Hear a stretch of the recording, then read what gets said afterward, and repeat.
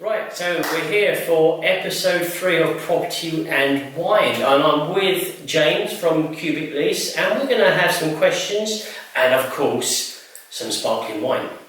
We charge agencies on a per property basis as opposed to per reference. And if they go everywhere, unlike champagne, it doesn't stain, red sparkling wine does.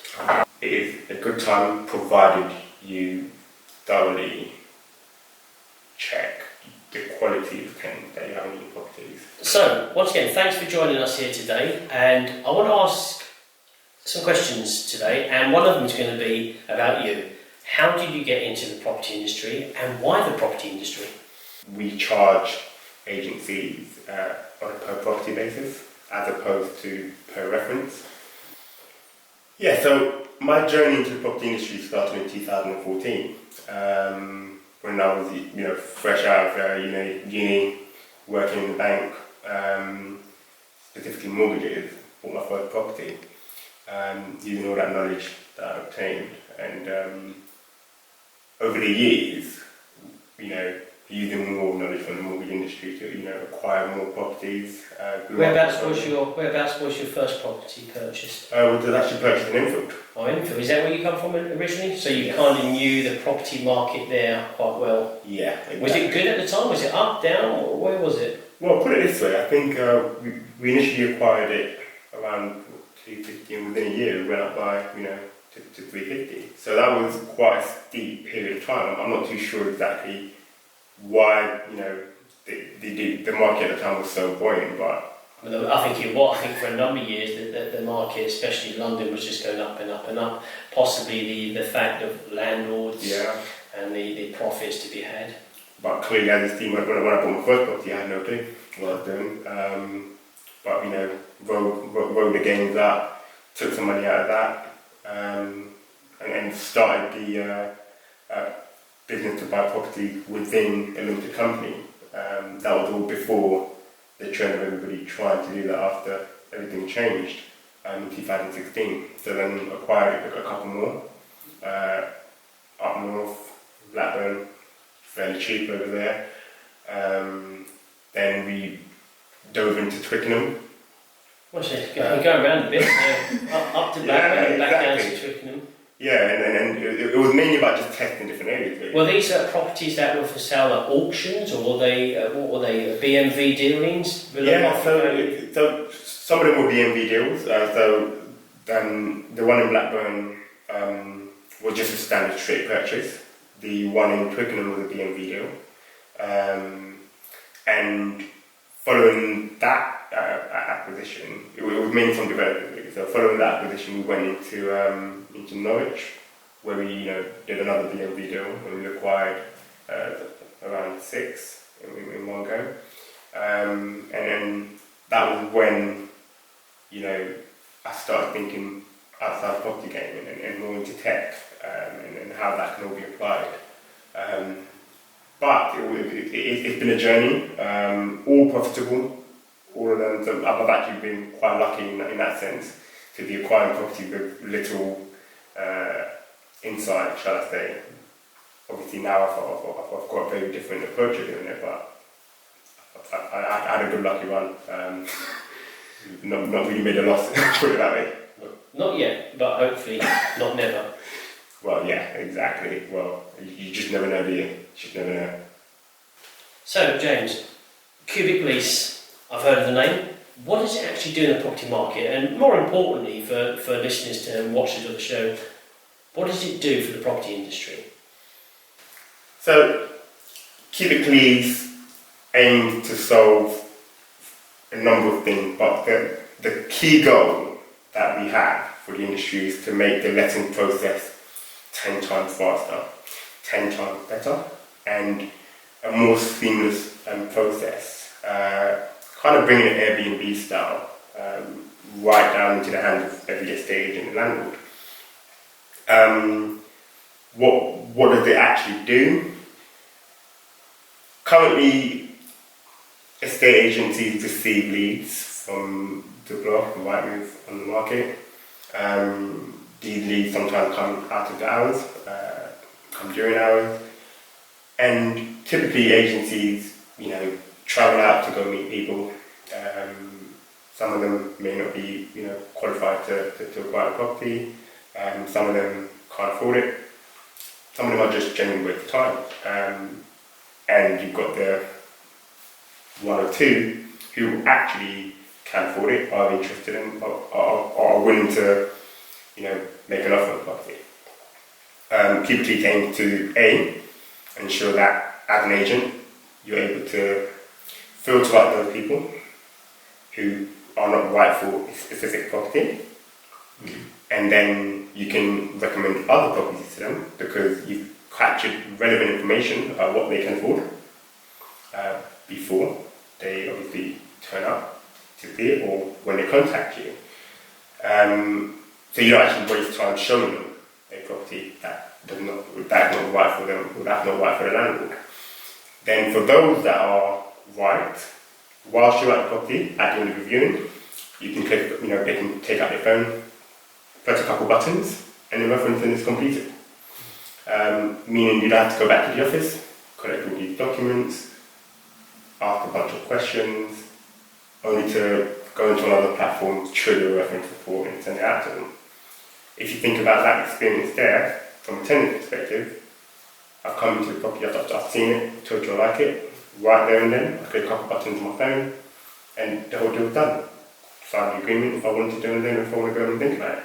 So I suppose really it's the speed of doing things is one, and containing it all within one manageable, should I say, platform as such? Yeah, everything is managed in a mobile app, really. And end to end, the process takes less than 5 minutes. And we built it with that time in mind. How quickly can you run through that process? So it is nearly as seamless as a self-checkout when you go, to shopping, for example. So it's that level of speed what we're trying to introduce, to remove all the admin, remove all the fluff, remove all the unnecessary capturing of data, and make everything streamlined. Feedback has been good, and our goal at the moment is to grow that market share and capture more agencies.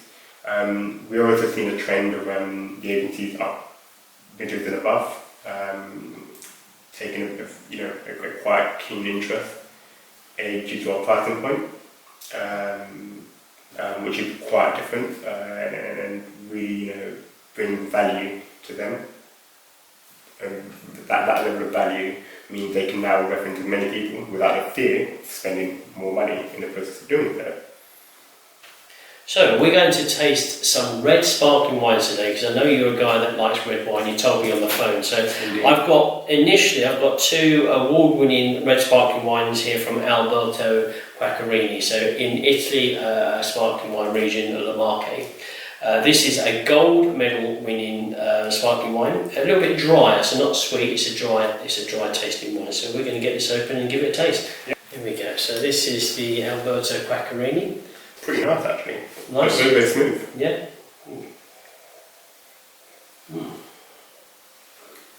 It's very smooth, actually. That is the gold, isn't it? We tasted the gold there. Very nice, actually. It's not too dry. There is a touch of sweetness there, but not overly sweet.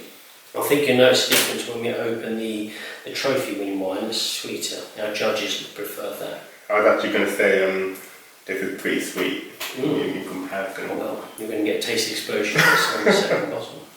So, just a quick question, just before I pour the second one. Affordability check and referencing. What's the difference between those two? Many agencies and many landlords have 2 terms that come to mind when they think about the verification of somebody's ability to afford the rent.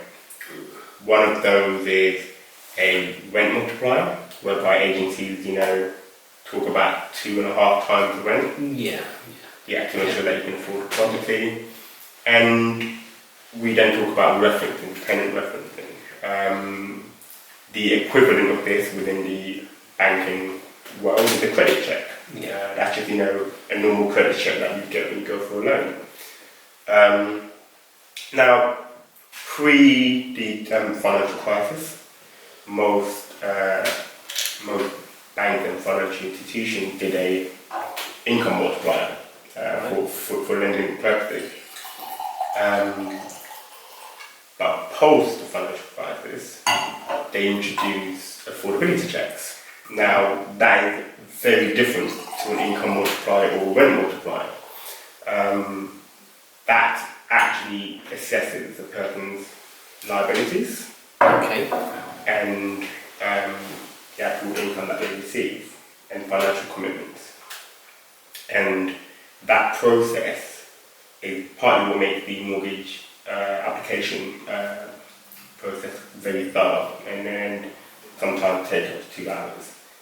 What we have done, and one of the key differences between the referencing and a affordability check is, an affordability check is looking at a person's income and outgoings to see if they've got a disposable income to actually take on the rent with ease and without going into arrears. Something that every landlord cares about. When you really look at what a landlord handing over deposit to an estate agency is looking to receive.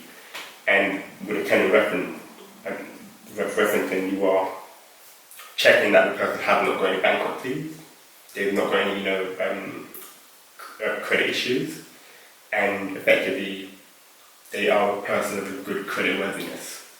Meaning, you've checked your income, but you are also a person that has not in the past committed any financial blunders. And that information for people that don't know, maybe getting into becoming a landlord themselves, is that readily available on the market? Are you not infringing any personal details by having that information? Is that your right to find that out about your proposed tenant? Yeah, so I think that information, especially the tenant referencing, that is something that is already available in the market. You can get these from the 3 main reference agencies, TransUnion, Equifax, and Experian. The open banking aspect, or the open banking affordability aspect, is something which has recently been introduced and has the power to really change the letting industry specifically, due to the fact that whole mortgage process that you have, it's not something that can be replicated and should be replicated in the letting space. You shouldn't be having a 2-hour conversation with somebody to rent a house for 6 months. However, with open banking, that can be done in less than 6 seconds. Really? And it doesn't require asking any questions or any of that stuff. It literally just passes straight through to you. And it's the exact same information that an agent will receive when they ask you for your payslip and your bank statement. You just put all that together, go with the papers, and put it, in wireless communication mode. Straight to your phone. Exactly. So the second one, which should be a little bit sweeter, we're going to find out. I can already smell it. Yes, you can, can't you?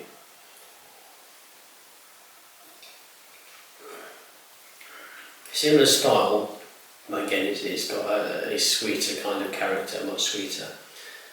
So it depends which your liking is. I prefer this one actually to the other, but there'll be some people that prefer the less sweetness to the wine. So again, it's just choice, isn't it, at the end of the day?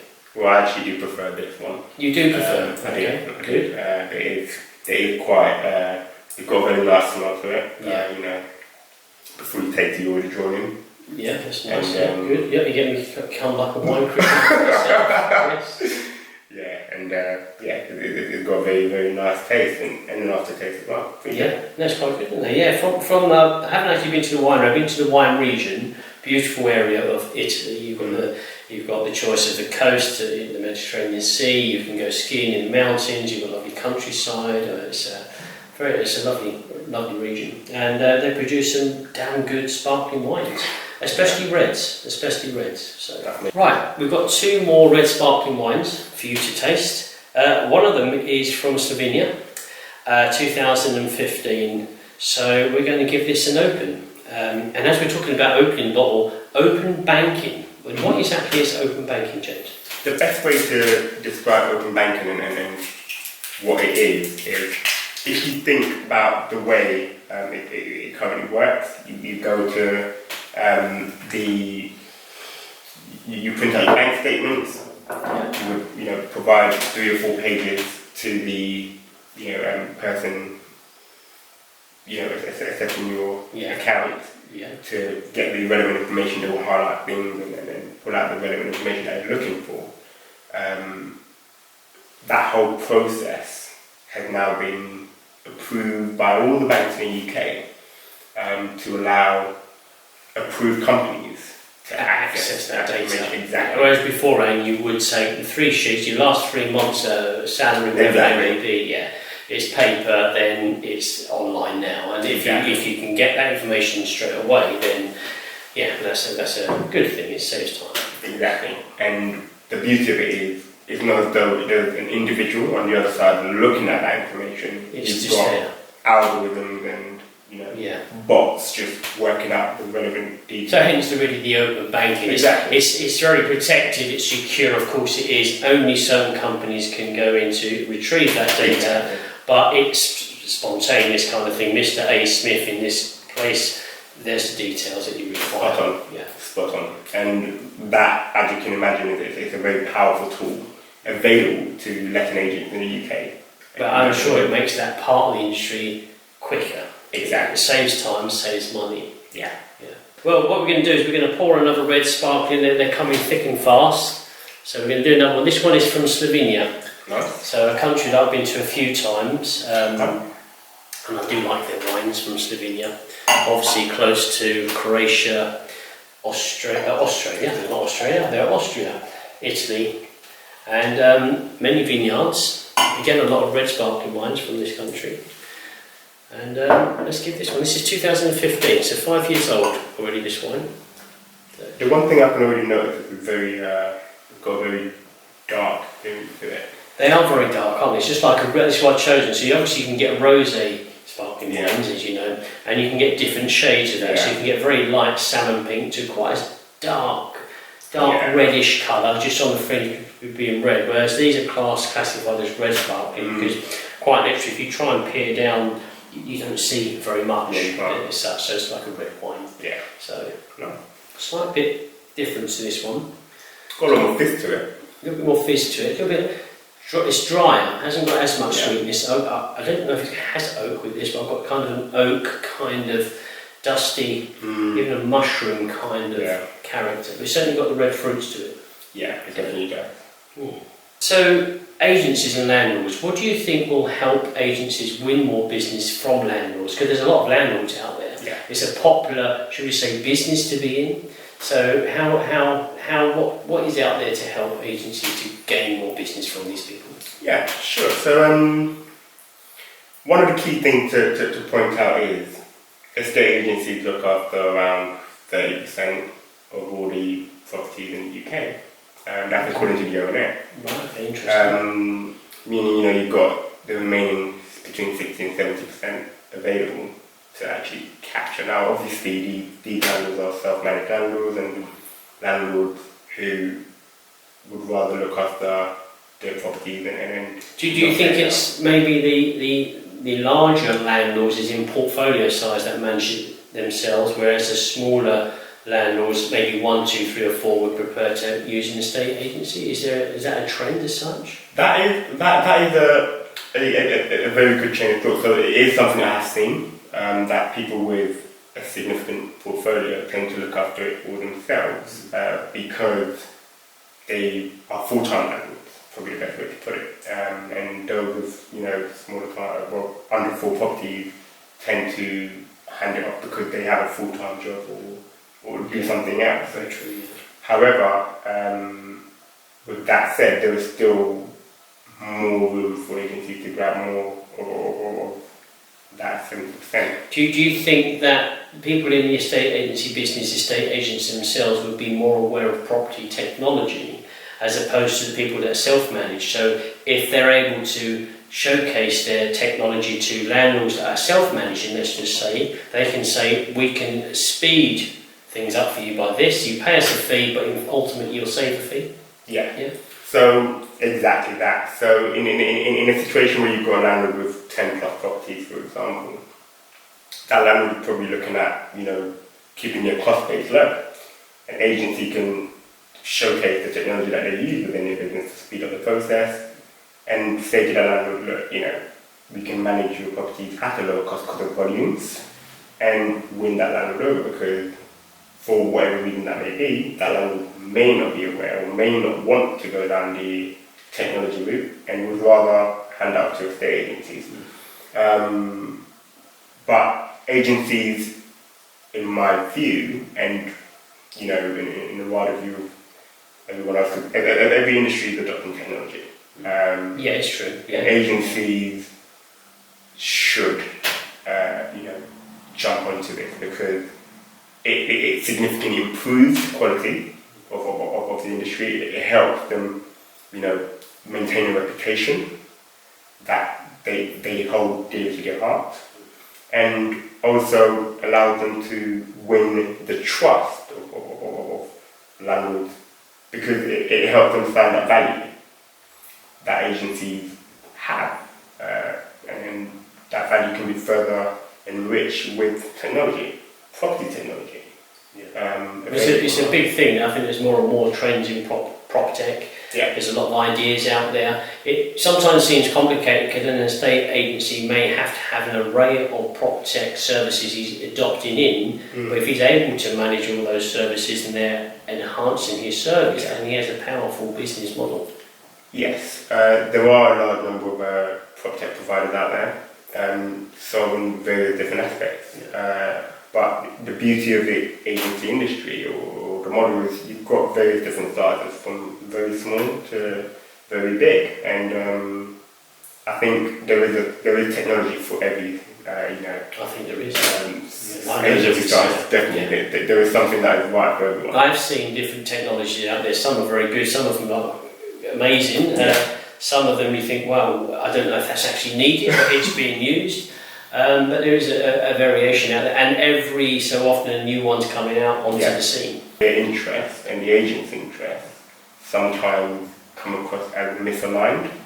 A landlord wants to make sure they've got a better tenant. An agent does not want to take too long in finding a tenant for that property, because they could be the landlord to a competitor.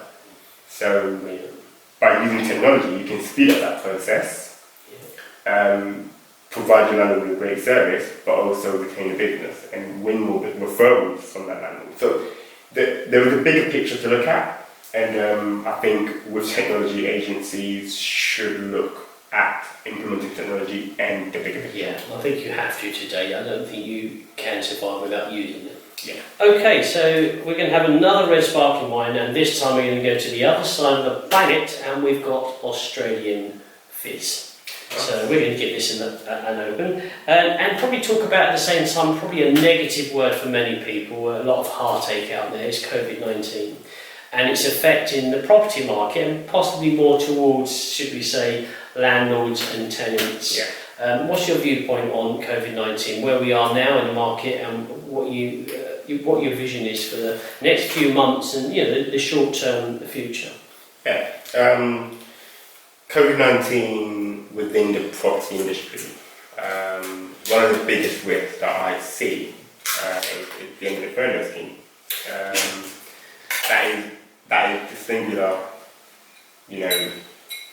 the single event that has the potential to change everything. Because that ends, when does that end? That's at the end of October. It's the end of October, isn't it? And is that 100% the furlough scheme is going totally? Well, we haven't heard confirmation. Yeah, we haven't got any confirmation as to what happens beyond that point, whether it's going to be a partial furlough scheme. There are a number of people floating various different ideas out there, like a UBI, Universal Basic Income, to replace that for a period of time. But again, there's nothing confirmed as to what the plan is beyond the end of October. Now, let's put into perspective. You've got a third of the UK workforce currently on furlough, about 10 million people. Really, that amount of people. Wow. Yeah, and a lot of these people have been, putting properties on the basis of a multiplier. what's the income multiplier for rent 2.5 times, and have them referenced. Now, a lot of these people's circumstances have changed. Yeah. Because they're on Well, they have changed, and potentially they're due to change. Yeah. Exactly. Yeah. Now, if you look at the wider, economy, once and if the furlough can be extended or something is not in place, they're going to do a lot of landlords who are sitting on properties that are not receiving rent now. A lot of those landlords have financed their properties using mortgages, which have to be paid, regardless of whether But the holiday's not been extended in any exactly way. So the mortgage holiday, as I understand, had gone up to 6 months in payment breaks. Yeah. They've not mentioned anything about extending that any further. It is a potential that it could be extended further, but nothing confirmed. So that is the thing that the biggest risk to landlords, because that has a significant impact on repossessions, defaults on the mortgages, but at the same time, those who are sitting in cash could use that as an opportunity to buy properties, as the landlords start to offload them. That risk is something that we have to really bear in mind, and we have to start protecting ourselves against. And there are a number of ways to protect yourself as a landlord. You need to, be factoring in thorough checks on your tenants, which is something agencies, again, are very good at doing if they implement more technology to help them do that. And that's what I mean, with my early point, that agencies have the opportunity now to grab a lot more business from those 70%. That's very true. That's a good point. Yeah, I understand what you're saying there. They're going to have this safer kind of way forward, potentially, especially because they're at the face and the front of the prop tech technology. Okay, I'm just going to pour this wine, our last wine for today. Yeah. Australian red sparkling wine. Now, property market is always an unknown kind of business. Most businesses are. You have to take a risk to be in any business. Yeah. And a lot of the time you see house prices going up, house prices going down. But without question, there's always a big demand for property in the UK. There is a big demand. So for landlords, do you think now's a good time to become a landlord, or is it the case of any time's a good time to be a landlord as long as you do it correctly? Yeah, so now it And is cheers, by the way. brilliant. That's nice on the nose. It's got sweet stuff. It's got like a bit of a It's got a fruity. Yeah, it's got a creamy, velvety kind of dark fruit. Very soft. Very soft. I like Even though it's dry. It's dry, but it's got a lovely finish to it. Yeah, definitely. Well, that's nice. That is nice. So, definitely any time is a good time to be a landlord.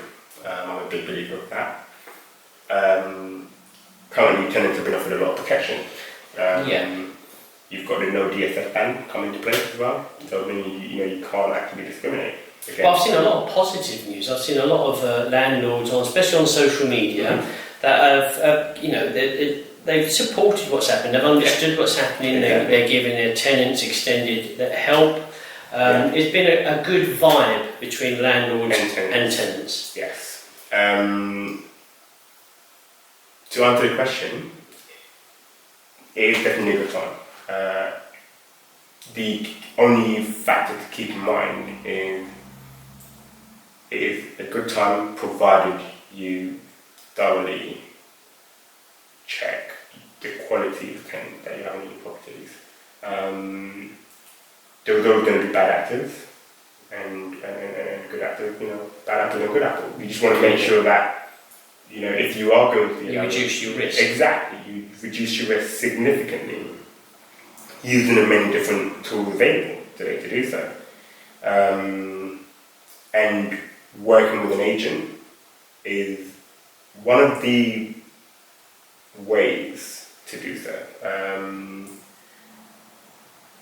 I do understand the cost involved for landlords, and many of them do have questions as to whether it's justified or not.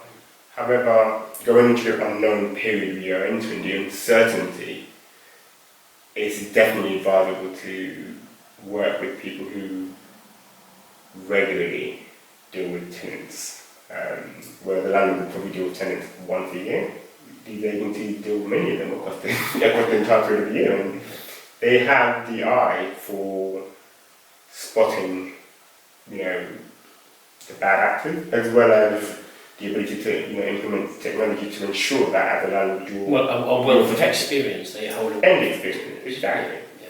So it's definitely a good time to be a landlord, but ensuring that you've got the right risk protection and mitigation processes in place, you will be just fine. And lastly, to finish off, really, I suppose you're the kind of chap for people to come to, especially say estate agents, possibly even landlords that want to move their portfolios across, to ask you on how to really protect them as a landlord, and to help estate agents to increase their portfolios as well. So are you easily findable online, and what do people need to do if they want to speak to you, James? Yeah, so my main social media presence is on LinkedIn, readily available on LinkedIn. If you connect with me, I'm definitely one to engage. I love a good conversation about, Can I just contact you out of the blue and say, hey, I've got a problem, can you help? Definitely. Reach out to me. I bring the wealth of, knowledge from the financial service industry, open banking, and the like of that, and the entire Cubic Lease team is also, predominantly from financial services. So if I don't have the answer, one of the guys that I work with will the answers. So, well, once again, thanks for joining us here, for driving up to see us. I do wish you good luck with your business. Thank you. And thanks to our viewers. And that's it. Pleasure for having me. I think I'm really glad to be here.